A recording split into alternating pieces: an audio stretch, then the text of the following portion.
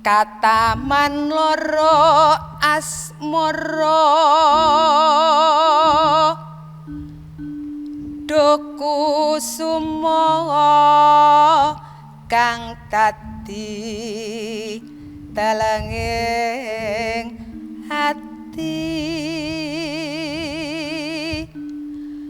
tresno lono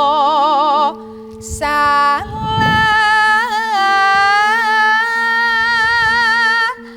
minyo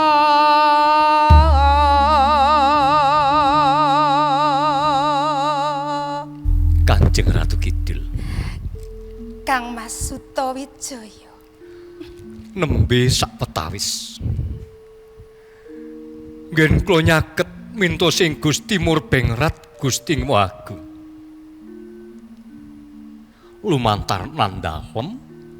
kula kepareng badhe paring sabiyantu lahi sampun kepareng rawuh pangidung nandhalem menika ndadosaken gunjinging gisi ing samudra kidul kula mangertos menawi ngersa dalem menika ngidung kados mekaten menika mesti kemawon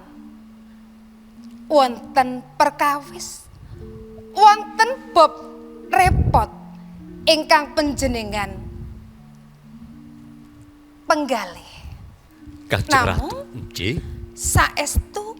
kuciwaning manah kula kados pundi Kanjeng Ratu panjenengan nimbali kula menawi namung wonten bot repot kemawon to kasunyatanipun menawi penggalih dalem boten ribet Ratu Kidul boten pun timbali inggih to Kanjeng Ratu